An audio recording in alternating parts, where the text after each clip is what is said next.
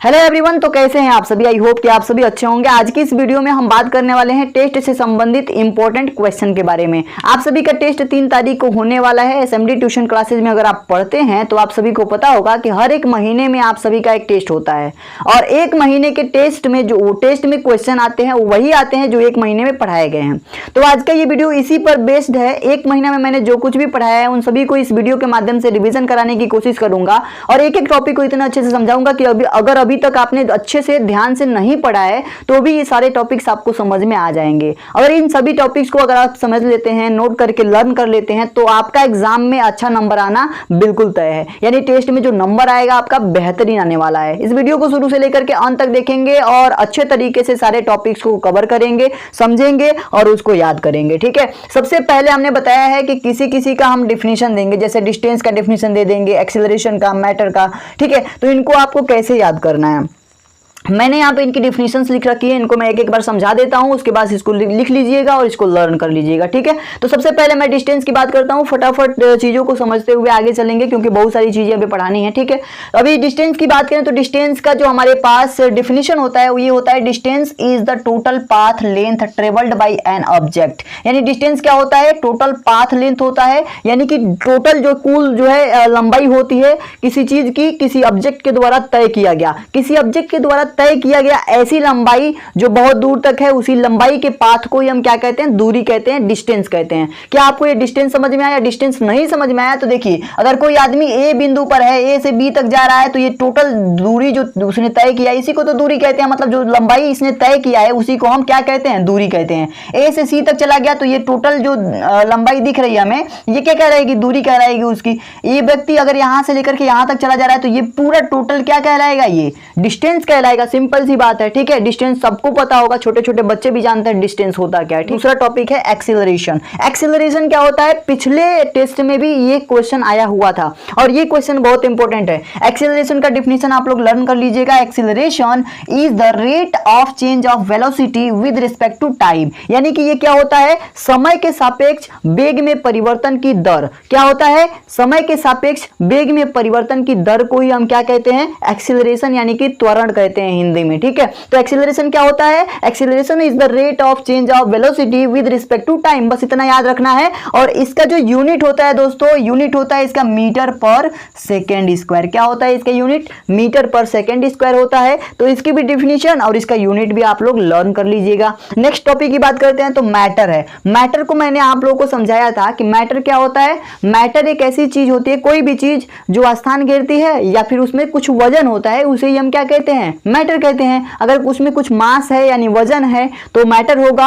अगर वजन होगा तो किसी न किसी स्थान को घेरेगा ही घेरेगा। ठीक है, थोड़ा ही स्थान घेरेगा लेकिन घेरेगा, तो उसे ही हम क्या कहेंगे, मैटर कहेंगे। तो दुनिया की हर एक चीज क्या है, मैटर है। मैंने आपको बताया है। तो इसकी डिफिनेशन आप लोग लिखेंगे, एनीथिंग विच हैज मास, जिसके पास मास होता है, कोई भी चीज जिसके पास मास हो एंड ऑक्यूपाई स्पेस, और जो ऑक्यूपाई करता हो स्पेस को, यानी कि स्पेस को कवर करता हो, यानी जगह छेकता हो। ठीक है, उसे हम क्या कहते हैं, मैटर कहते हैं। तो इसकी डिफिनेशन आप लिखेंगे, anything which has mass and occupies space is called matter. ठीक है, अब जैसे मैटर में क्या क्या हो जाएंगे, टेबल मैटर है, बुक मैटर है, व्हाइट बोर्ड मैटर है, इटीसी बहुत सारी चीजें। यानी कि कोई भी चीज, चेयर की बात करेंगे, बेड की बात करेंगे, मोबाइल की बात करेंगे, तो हर एक चीज रखेंगे तो कुछ ना कुछ जगह तो छेकेगा ही और उसमें कुछ ना कुछ वजन भी होगा यानी मास भी होगा। तो जाहिर सी बात है हर एक चीज क्या होगी, मैटर होगी। अब देखिए बात करते हैं, कभी कभी आपसे ये भी पूछ दिया जाएगा, how many state of matter. तो आप सभी के क्लास के हिसाब से बताएं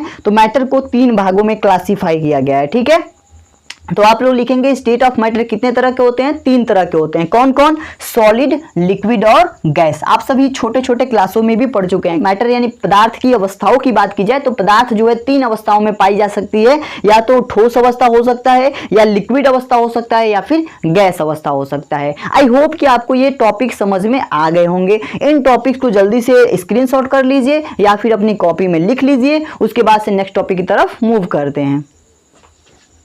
अब हम बात करेंगे अगले टॉपिक की। तो अगला टॉपिक है हमारे पास फोर्स।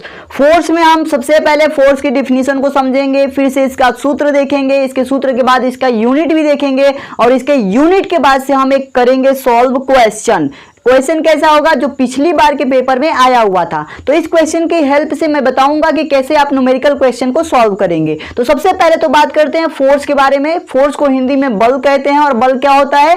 बल एक धक्का या खिंचाव, पुश और पुल होता है, बस सिंपल सी बात है। और पुश और पुल होगा यानी धक्का या खिंचाव किसी वस्तु पर होगा तो जाहिर सी बात है वो वस्तु हिलेगी डुलेगी। अगर वो वस्तु नहीं हिले डुलेगी तो हम स्वयं हिल डुल जाएंगे, ऐसा होगा ना? बिल्कुल होगा। तो देखिए फोर्स इज ए पुश और पुल, यानी फोर्स क्या है? एक धक्का या फिर एक खिंचाव है ऑन एन ऑब्जेक्ट, किसी ऑब्जेक्ट के ऊपर, ठीक है। तो किसी ऑब्जेक्ट पर कोई धक्का या खिंचाव ही क्या कहलाता है? फोर्स कहलाता है, यानी बल कहलाता है।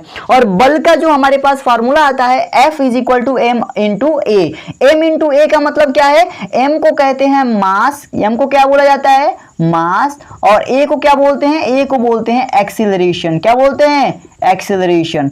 आप सभी को बता दें तो मास का हिंदी होता है द्रव्यमान और एक्सीलरेशन का हिंदी होता है त्वरण। तो द्रव्यमान गुणे त्वरण बराबर होता है बल, यानी बल का फॉर्मूला क्या आ गया? m इंटू ए आ गया। यहाँ पे बात समझ में आ गई। तो इसका फॉर्मूला भी हमने जान लिया। फॉर्मूला अगर हमें पता है तो इसका मात्रक को भी जान लेते हैं। तो बल का जो मात्रक होता है वो होता है न्यूटन। आप सभी को बता दिया गया है। यूनिट ऑफ फोर्स यानी कि बल क्या होता है? यूनिट ऑफ फोर्स होता है न्यूटन। क्या होता है? न्यूटन। तो एसआई यूनिट में न्यूटन होता है। आप लोग न्यूटन ही याद रखिएगा। वैसे अगर सीजीएस पद्धति में इसके मात्रक की बात करें तो डाइन होता है, आप सभी को मैंने बताया था। और न्यूटन को केवल एन से यानी कैपिटल एन से प्रदर्शित किया जाता है, यानी कि डिनोट किया जाता है। आई होप इतनी चीजें समझ में आ गई हैं। अब इनसे बेस्ड जो न्यूमेरिकल क्वेश्चन है कैसे पूछे जाएंगे और कैसे हमें करना है, ध्यान दीजिएगा। कि एक क्वेश्चन मैंने यहाँ पे लिखा है जो पिछली बार मैंने पूछा था।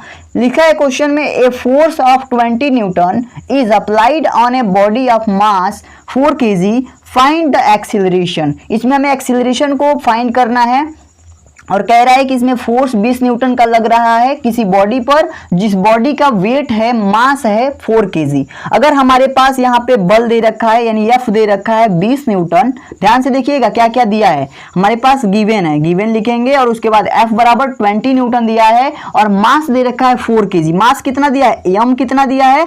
4 kg दिया है। ध्यान से देखिएगा दोस्तों, अगर हमारे पास बल 20 न्यूटन दिया है, मास 4 kg दिया है, 4 किलो दिया है, तो हमें क्या निकालना है? ए का मान बताना है। ए क्या होगा? अगर इसमें देखा जाए तो ए कहाँ पे है? यहाँ पे है। अगर हम इसमें ए का सूत्र निकालना चाहें तो भी हो जाएगा, या फिर हम इन सभी मानों को रख के पक्षांतर करें तो भी हो जाएगा। तो हमें पता है कि सूत्र होता है F बराबर M गुणे ए, होता है ना। तो F का मान दिया है तो F की जगह पे रखेंगे 20 न्यूटन, तो 20 रख देंगे यहाँ पे, बराबर है तो बराबर लगाएंगे। M की जगह पे M का मान रखेंगे 4 kg है तो 4 रख देंगे यहाँ पे, और इनटू में ए की जगह पे कुछ भी नहीं है, ए ही हमें निकालना है तो ए की जगह पे केवल ए लिख देंगे। इसके आगे जब सॉल्व करेंगे तो बताइए यहाँ पे जो बराबर वाले नंबर को देखें तो 4a आ रहा है, 4 इंटू ए। अब ये a जो है इसके साथ गुणा का संबंध दिखा रहा है, इसको अगर इस तरफ लाएंगे तो किस में हो जाएगा? भाग में हो जाएगा, ये भी आपको पता होगा। तो 20 बटा में 4 हो जाएगा, बराबर में क्या है? a है। तो यहाँ से अगर 4 से 20 को काटेंगे तो a बराबर कितना आ जाएगा?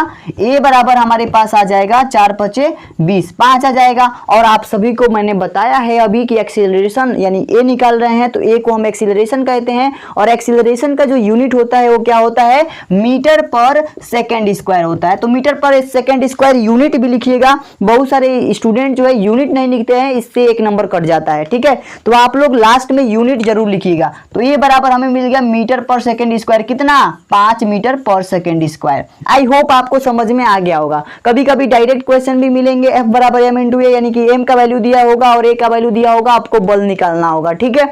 और ऐसे भी क्वेश्चन मिलेंगे जिसमें आपको A निकालना पड़ सकता है, या फिर इसके अलावा आपको मास भी निकालना पड़ सकता है, ठीक है। कुछ ऐसे भी क्वेश्चन आपके डिजाइन हो सकते हैं। आई होप आपको बल समझ में आ गया होगा, फोर्स समझ में आ गया होगा। अब हम बात करते हैं नेक्स्ट टॉपिक की, जिसको हम कहते हैं प्रेशर। तो दोस्तों अभी हमने पढ़ा फोर्स को यानी बल को, अब पढ़ेंगे प्रेशर को, जिसे हम दाब कहते हैं। अब दाब को पढ़ना है, ध्यान दीजिएगा, दाब को पढ़ना है। बहुत काफी गर्मी है लेकिन हम पढ़ेंगे, ठीक है। पढ़ाई से बिल्कुल भी आपको लापरवाही नहीं करनी है। आपको स्कूल में भी हम कहते हैं कि जब भी हमारा मन करे कि नहीं पढ़ना है तभी हमें पढ़ना है। ठीक है, तो इतनी सी बात ध्यान में रख करके आगे बढ़ते हैं। देखिए प्रेशर का डिफिनीशन बहुत सिंपल सा है, आपको मैंने ये नहीं लिखवाया था, लेकिन आप लोग इससे शिकायत नहीं करेंगे, आप वही लिखेंगे जो मैंने लिखवाया था और बहुत ईजी भी है। आपको मैं सबसे पहले समझा देता हूं कि प्रेशर होता क्या है, फिर से मैं बताता हूं कि मैंने क्या लिखवाया था आपको। देखिए प्रेशर क्या होता है, pressure is the force applied per unit area. Pressure क्या होता है, pressure is the force, force ही होता है। प्रेशर क्या होता है, एक प्रकार का बल होता है, फोर्स होता है जो अप्लाई किया जाता है पर यूनिट एरिया पर, यानी कि एरिया पर यूनिट एरिया पर, यानी इकाई क्षेत्रफल पर आरोपित होने वाला बल ही दाब कहलाता है। ठीक है, तो इसका मतलब यह है कि P बराबर यानी पर यूनिट एरिया में बल जितना होगा वही कहलाएगा हमारा प्रेशर। तो P बराबर F/A हो जाएगा इसका फॉर्मूला। अब इस फॉर्मूले से ही हम इसकी डिफिनीशन को लिख सकते हैं। इसकी डिफिनीशन कुछ ऐसी भी हो सकती है, अगर मान लीजिए ये नहीं लिखना चाहते हैं आप, आपको अच्छा नहीं लग रहा है, सुंदर नहीं लग रहा है, निमन नहीं लग रहा है, तो इसके जगह पे आप लिख सकते हैं द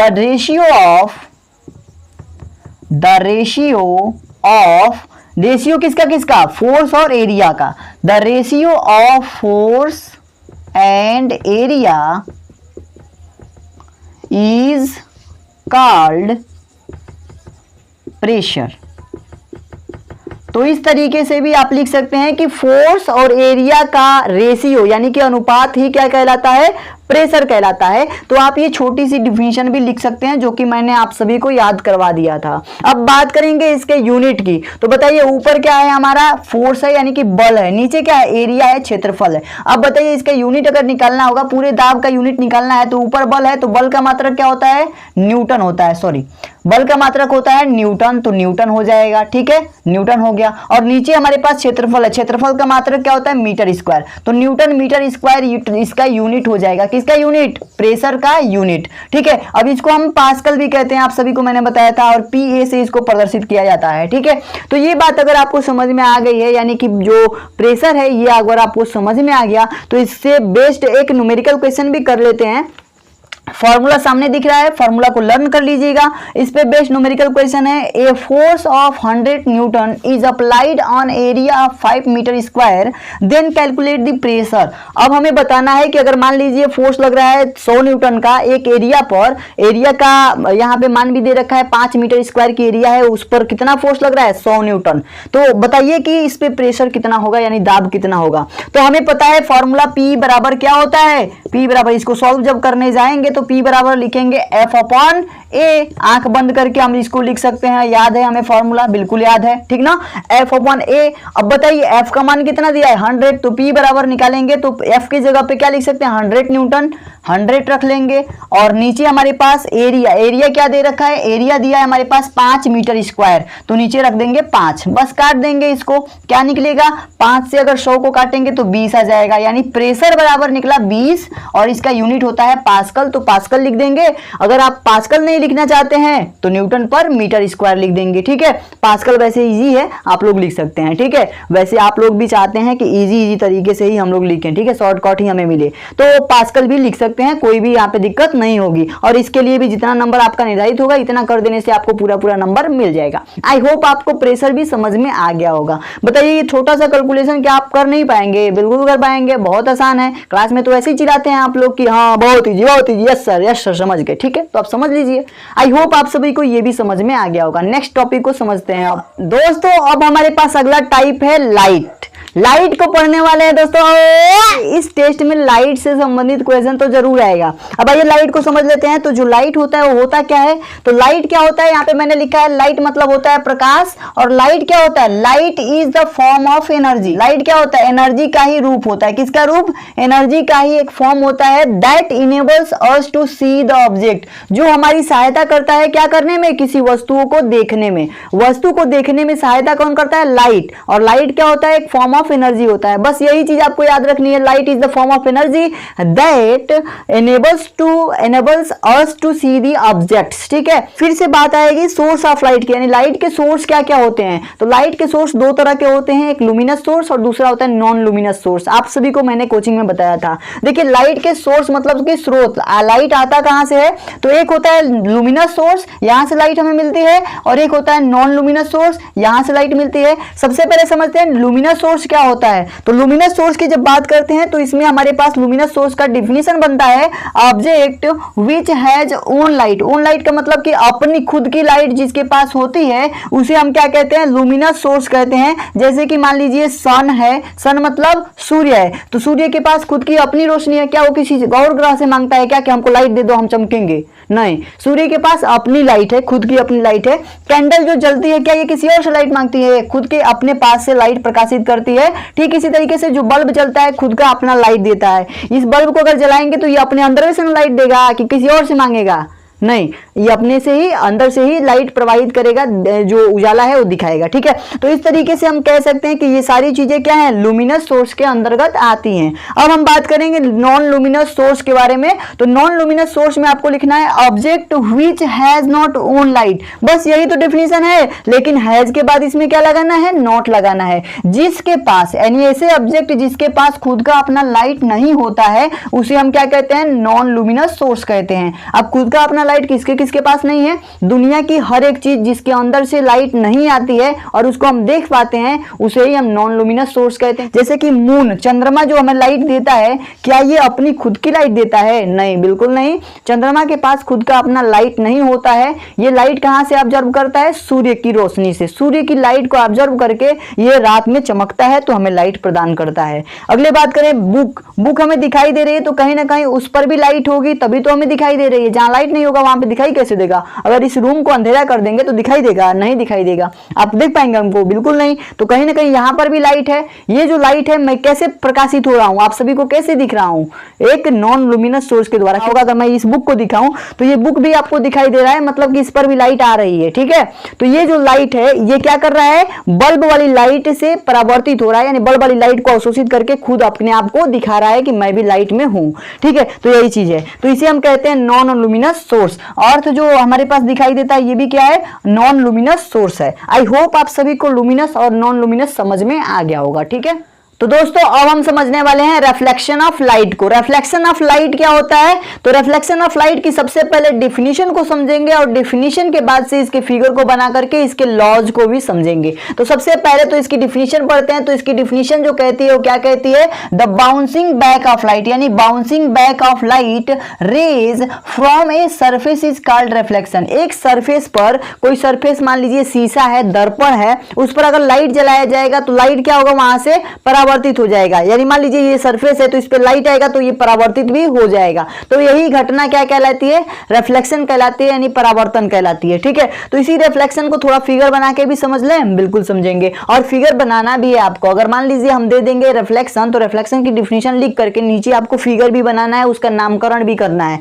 फिगर आप कैसे बनाएंगे? तो फिगर बनाने के लिए आप सिंपली सबसे पहले तो एक दर्पण की जरूरत पड़ेगी, एक मिरर की जरूरत पड़ेगी जिसमें पीछे कलई किया गया है। इसको बोलते हैं हम रिफ्लेक्टेड सरफेस। क्या बोलते हैं? Reflected surface. लिखिएगा नाम रिफ्लेक्टेड सरफेस, सॉरी इसका नाम लिखेंगे reflected surface.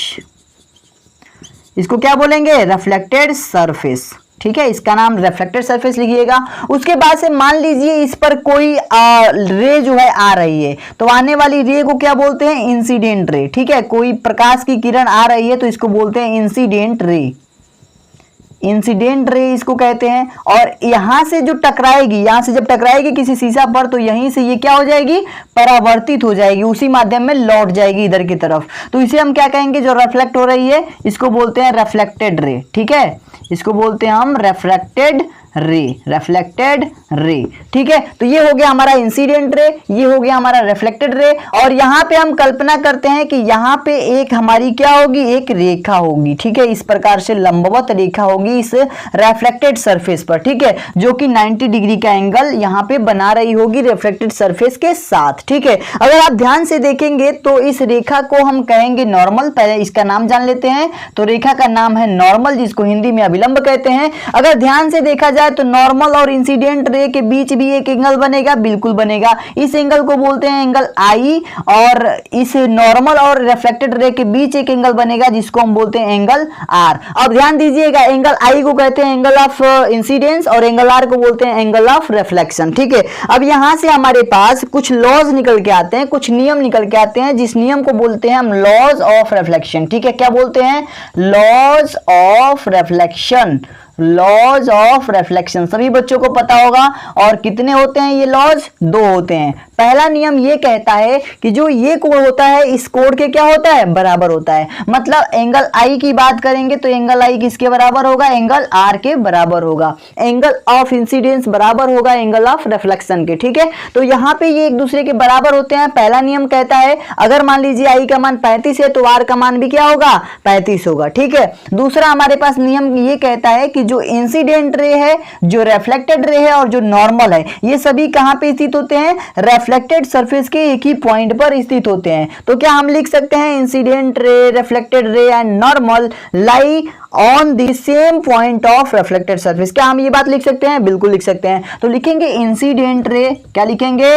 Incident ray, incident ray और उसके बाद reflected ray, reflected ray and normal lie on the same point of reflected surface।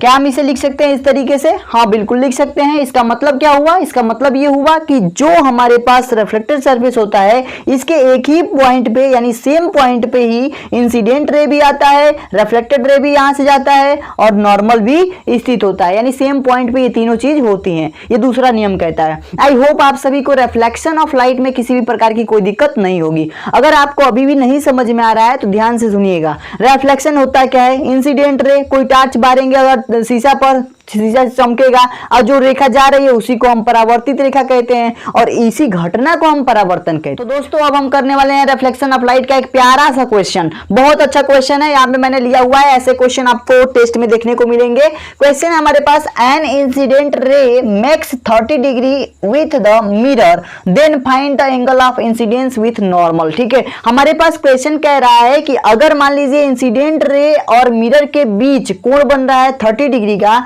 तो हमें कोण ज्ञात करना है। किसके किसके बीच? इंसिडेंस और नॉर्मल के बीच हमें कोण ज्ञात करना है। जैसे मान लीजिए फिगर को वजह समझिए। देखिए परावर्तन में होता क्या है, एक हमारे पास मिरर होता है जिसको कलई किया जाता है और इस मिरर में अगर आप ध्यान से देखेंगे तो कोई लाइट इस मिरर पे आती है तो उसी माध्यम में टकरा करके वापस चली जाती है। ठीक है, तो ये आ रही है और ये जा रही है। ये हमारा क्या है? इंसिडेंट रे है और ये हमारा क्या है? रिफ्लेक्टेड रे है। और क्वेश्चन में क्या कह रहा है कि इंसिडेंट रे और मिरर के बीच कितने डिग्री का एंगल बन रहा है? 30 डिग्री का एंगल बन रहा है। ये हमारे पास एक काल्पनिक रेखा है जिसको हम नॉर्मल बोलते हैं। ठीक है, इसको क्या बोलते हैं? ये हमारा नॉर्मल है। अब ध्यान से अगर आप देखेंगे तो इस नीचे वाले मिरर और इस इंसिडेंट रे के बीच कितने डिग्री का एंगल बन रहा है? 30 डिग्री का एंगल बन रहा है। कितने डिग्री का? 30 डिग्री का। तो हमें बताना है कि इंसिडेंस, एंगल ऑफ इंसिडेंस कौन है? एंगल ऑफ इंसिडेंस ये है। ये वाला कोण जो है नॉर्मल के साथ बन रहा है, तो ये कितने डिग्री का कोण होगा यही हमें बताना है। बहुत सिंपल क्वेश्चन है दोस्तों, इसको तुरंत आसानी से सॉल्व करेंगे। देखिए अभी सबसे पहले हमें नीचे का मान दे दिया। अगर ये दिया होता तो ये पूछता तो ये हम आसानी से निकाल सकते थे, लेकिन ये वाला मान दिया है। अब बताइए कि ये जो अभिलंब लिया गया है इस रेखा पे अगर देखा जाए तो ये कितने डिग्री का कोण बनाता है? 90 डिग्री का कोण बनाता है, आप सभी को पता होगा। तो सबसे पहले यहाँ पे हम पॉइंट को मान लेते हैं। यहाँ पे मान लेते हैं ए है, यहाँ पे बी पॉइंट है और यहाँ पे सी पॉइंट है। तो लिखेंगे कोण A B C is equal to कितना? 90 डिग्री। ठीक है, क्यों करें? इसको मान लेते हैं हम, यहाँ पे डी है तो डी बी सी हमारे पास दे रखा है। डी बी सी, कोण डी बी सी दे रखा है हमारे पास 30 डिग्री और हमें क्या निकालना है? डी बी ए निकालना है, जो कि हमारा क्या है? इंसिडेंट रे और नॉर्मल के बीच का एंगल है। ठीक है, तो आगे देखा जाए तो यहाँ पे हमारे पास क्या निकालना है? डी बी और ए निकालना है, बराबर क्या होगा? तो अब बताइए अगर ये कोण हमें पता है, ये कोण निकालना है तो और टोटल कोण हमें पता है तो टोटल 90 है, तो 90 में से 30 को घटा देंगे तो क्या हमें ये नहीं मिल जाएगा? बिल्कुल मिल जाएगा। तो लिखेंगे angle D B A is equal to angle A B C. ABC मतलब ये पूरा एंगल में से अगर इस एंगल वाले भाग को, यानी मान लीजिए ये पूरा एंगल है और इस एंगल में से इस वाले भाग को घटा देंगे तो क्या हमें यही ना मिलेगा, यही ना बच जाएगा। तो इसमें से हम घटा देंगे, क्या घटा देंगे, DBC घटा देंगे। क्या घटा देंगे, DBC घटा देंगे, DBC घटा देंगे। तो यहाँ पे DBA मिल जाएगा और DBA बराबर हो जाएगा, ABC का मान 90 है और DBC का मान कितना है, 30 है। तो यहाँ से DBA यानी कि ये वाला एंगल मिल जाएगा हमारे पास, 90 में से 30 जाएगा तो कितना बचेगा, 60 डिग्री। आई होप आपको समझ में आया होगा। नहीं समझ में आया ना, बिल्कुल नहीं समझ में आया होगा, 2-3 बच्चों को देख रहे हैं हम। अगर नहीं समझ में आया तो देखिए, सबसे पहले क्या करना है, एक रिफ्लेक्टेड सरफेस बनाना है। एक रिफ्लेक्टेड सरफेस बनाएंगे, इंसिडेंट रे आएगी और रिफ्लेक्टेड रे के रूप में चली जाएगी। इंसिडेंट रे और ये मिरर जो है इसके बीच बनने वाला कोण 30 डिग्री है। क्वेश्चन को ध्यान से समझिएगा। तो हम क्या करेंगे, एक अभिलंब की भी गणना करेंगे, क्योंकि हमें कल्पना करते हैं कि यहाँ पे एक नॉर्मल भी होता है, नॉर्मल बना लेंगे। और नॉर्मल और इस रिफ्लेक्टेड सरफेस के बीच 90 डिग्री का एंगल बनता है कि नहीं, बिल्कुल बनता है। और ये 30 डिग्री है। तो सबसे पहले नामकरण कर देते हैं, इस पॉइंट का नाम A, इस पॉइंट का नाम B, इस पॉइंट का नाम C और इस पॉइंट का नाम D रख देते हैं। तो हम सबसे पहले CBD के मान को अगर देखें तो CBD यानी DBC का मान कितना है, 30 डिग्री, 30 डिग्री है ना, बिल्कुल। और ABC की बात करेंगे तो ABC कितना है, 90 डिग्री, क्योंकि 90 डिग्री का यहाँ पे एंगल बनाता है। और DBA निकालना है, यानी DBA निकालना है। तो इस पूरे एंगल में से अगर इस एंगल को हम माइनस कर दें, ये 30 डिग्री वाला, तो क्या हमें ये एंगल नहीं मिल जाएगा, बिल्कुल मिल जाएगा। तो DBA में से DBA निकालने के लिए तो सबसे पहले हमने DBA लिखा, क्योंकि DBA निकालना है। तो DBA बराबर लिखेंगे ABC का मतलब है ये पूरा एंगल, ठीक है। ABC में से घटा देंगे इस वाले एंगल को, हमें ये पता चल जाएगा। तो DBC को घटा देंगे, DBC को हम घटा देंगे तो DBA बराबर हो जाएगा, इसका मान 90 है, इसका मान 30 है, 30 रख दिए हैं। DBA बराबर पता चल गया है 60 डिग्री। और ये एंगल हो गया हमारा angle of incident with normal, ठीक है। और आई होप आपको समझ में आया होगा। इसी एंगल को हम I भी बोलते हैं और एंगल I बराबर हो जाएगा हमारे पास 60 डिग्री का, ठीक है। तो इस तरीके से हमारे पास ये क्वेश्चन का आंसर आ जाएगा। अगर आपको नहीं समझ में आया है तो कल की क्लास में, अगर मैं कल आऊंगा स्कूल में तो कल बता दूंगा, और अगर समझ में आ गया तो बहुत ज्यादा अच्छा है। अब हम लोग पढ़ने वाले हैं रिफ्रैक्शन ऑफ लाइट को। पिछले टॉपिक को हमने पढ़ा रिफ्लेक्शन ऑफ लाइट और इस टॉपिक में पढ़ने वाले हैं रिफ्रैक्शन ऑफ लाइट, ठीक है। रिफ्रैक्शन और रिफ्लेक्शन में अंतर होता है। रिफ्रैक्शन क्या होता है इसको समझिएगा। रिफ्रैक्शन ऑफ लाइट में क्या लिखना है आपको, bending of light when it passes from one medium to another, यानी कि कोई भी लाइट की रे अगर एक मीडियम से दूसरे मीडियम में जाती है तो बेंड हो जाती है, और बेंड होने की घटना क्या कहलाती है, रिफ्रैक्शन कहलाती है। क्या कहलाती है, रिफ्रैक्शन कहलाती है। बस इतनी सी बात है। मैं भी बिल्कुल थक गया हूं क्योंकि मुझे प्यास लगी है, पानी पीने जाना है, पसीने से तरबदर हो गया हूं। और आप लोग इस टॉपिक को समझ लीजिए, उसके बाद से मैं कुछ बातें बता करके उसके बाद से बस बंद करेंगे लेक्चर को, ठीक है। यहाँ पे देखा जाए रिफ्लेक्शन ऑफ लाइट को, तो बेंडिंग ऑफ लाइट आप सभी को पता है कि टेढ़ा, लाइट की किरण जब टेढ़ी हो जाती है उसी को हम अपवर्तन कहते हैं। सिंपल सी बात, ठीक है। अगर गिलास लोगे, गिलास में पानी भर लेना, ट्रांसपेरेंट गिलास होना चाहिए, प्लास्टिक वाला, और उसमें पेंसिल डालोगे तो पेंसिल कैसी दिखाई देगी, अंदर डालने पर पानी में टेढ़ी दिखाई देगी। यही होता है रिफ्रैक्शन यानी अपवर्तन, ठीक है। अब देखा जाए तो यहाँ पे इसको सबसे पहले आपको एक पृष्ठ लेना है और इस पृष्ठ में आपका जो रे है आर पार होगा, तो इसलिए यहाँ पे कलई नहीं करना है, ठीक है। यहाँ पे देखा जाए तो इस पृष्ठ के ऊपर वाला जो मीडियम है वो दूसरा मीडियम है, जैसे कि मान लीजिए ये रेयर मीडियम है, और नीचे वाले मीडियम को हम कहते हैं इंटेंस मीडियम। क्या कहते हैं, इंटेंस मीडियम नाम दे देते हैं। ऊपर भी इंटेंस रख सकते थे, नीचे रेयर रख सकते थे, अंतर होता है। अब देखिए यहाँ पे ऊपर अगर रेयर रखे हैं और नीचे इंटेंस रखे हैं, तो रेयर का मतलब है कि इसमें थोड़ा विरल माध्यम है, और इंटेंस का मतलब ये सघन माध्यम है। तो जब कोई लाइट विरल माध्यम से सघन माध्यम की तरफ आएगी, तो अगर ये लाइट आ रही है, लाइट की किरण आ रही है, तो इसको हम क्या बोलेंगे, इंसिडेंट रे। क्या बोलेंगे, इंसिडेंट रे, इंसिडेंट रे बोलेंगे, ठीक है। और जब ये लाइट इस लेंस से पास होगी तो ये सीधी जाने की बजाय, ये सीधी जानी चाहिए, लेकिन सीधी जाने की बजाय क्या होगी, थोड़ी सी मुड़ जाएगी। क्या हो जाएगी, थोड़ी सी मुड़ जाएगी, और ये इसका क्या हो जाएगा, नॉर्मल, ठीक है। यहाँ पे बनने वाला जो हमारे पास लंब होगा ये क्या कहलाएगा, नॉर्मल कहलाएगा। और ये जो रेखा हो जाएगी हमारी क्या हो जाएगी, रिफ्रैक्टेड रे हो जाएगी, रिफ्रैक्टेड रे हो जाएगी, ठीक है। और ये हमारे पास क्या है, ये रिफ्लेक्टेड सरफेस नहीं है, अब ये बन गया रिफ्रैक्टेड सरफेस। क्या बन गया, रिफ्रैक्टेड रेफ्रेक्टेड सरफेस बन गया। ठीक है, क्या बन गया जी? Refracted surface. तो इस तरीके से इसको भी याद कर लीजिएगा, इसका भी नामकरण याद कर लीजिएगा। अब आप ही बताइए, आप तेज हवा में दौड़ेंगे कि तेज पानी में दौड़ेंगे? तो लाइट भी हवा में तेजी से आ रही थी, लेकिन जैसे ही इंटेंस आया, सघन माध्यम आया, तो ये थोड़ा सा बेंड हो गई, झुक गई, थक गई। ठीक है, लाइट की स्पीड भी स्लो हो गई। तो लाइट की स्पीड भी अलग अलग मीडियम में अलग अलग प्रकार की होती है, यहां से ये पता चल रहा है। ठीक है, तो ये फिगर भी बना देना है, ये डेफिनेशन भी लिख देनी है अगर आपसे पूछा जाएगा रिफ्रैक्शन ऑफ लाइट के बारे में तो, और बाकी कुछ है नहीं इसमें। ठीक है, और भी चीजें इसमें थी, स्नेल का नियम था, और उसके बाद मैंने बताया था कि कोणाई कोणार बराबर नहीं होते हैं इसमें। ठीक है, तो इन सब बातों को नहीं पूछा जाएगा आपके टेस्ट में, बस इतनी ही चीजें पूछी जाएंगी आपसे। इसका डेफिनेशन पूछा जाएगा, तो डेफिनेशन और इसके फिगर को बना दीजिएगा। आपके नोट्स में भी होंगे ये सारे फिगर, और आप अच्छे से अगर बना देते हैं तो आपको पूरा पूरा नंबर मिल जाएगा। तो अब हम आप लोगों को बता दें, तो आप लोगों को क्या करना है, मैथ में आप लोगों को जो टॉपिक बताया गया है, जैसे कि सिंपल इंटरेस्ट का टॉपिक, परसेंटेज का, और जो एडिशन होता है अलजेब्रिक एक्सप्रेशन में, इसको एडिशन और सब्ट्रैक्शन देख लीजिएगा, मल्टीप्लिकेशन कहीं कहीं पे देख लीजिएगा। ठीक है, यही सारे टॉपिक्स आएंगे जो पहले आए थे, और 2-3 क्वेश्चन आपके बुक से आएंगे। ठीक है, तो इस तरीके से आप तैयारी मैथ में कर लीजिएगा, और अगर किसी भी प्रकार की डाउट हो तो आप लोग जो है ग्रुप में बता दीजिएगा। अगर मैथ में दिक्कत आ रही हो तो मैथ का भी हम बना देंगे, कोई दिक्कत नहीं है। ठीक है, और इंग्लिश में बात करें तो इंग्लिश ग्रामर में आप रिवाइज कर लीजिएगा, रिवीजन कर लीजिएगा। जो पिछले बार का जो पेपर है, पिछले बार के पेपर को जरूर पढ़ लीजिएगा। पिछले बार के पेपर के जैसा ही क्वेश्चन आएगा, बस जो चीजें हैं बदल दी जाएंगी, बाकी सब चीजें सेम रहेंगी। तो लगभग वो चीज इंपॉर्टेंट है, यानी जो पिछला पेपर है बहुत ज्यादा इंपॉर्टेंट है, क्लास में भी बताए थे और यहाँ भी बता रहे हैं। आई होप आप सभी को ये सारी चीजें अच्छी लगी होंगी, मेहनत अच्छी लगी होगी। अगर मेहनत अच्छी लगी है तो नीचे कमेंट बॉक्स में एक प्यारा सा कमेंट जरूर कर दीजिएगा दोस्तों। आप सभी के कमेंट का मैं वेट करूंगा। अभी के लिए इतना ही, मिलते हैं नई वीडियो में, तब तक के लिए धन्यवाद।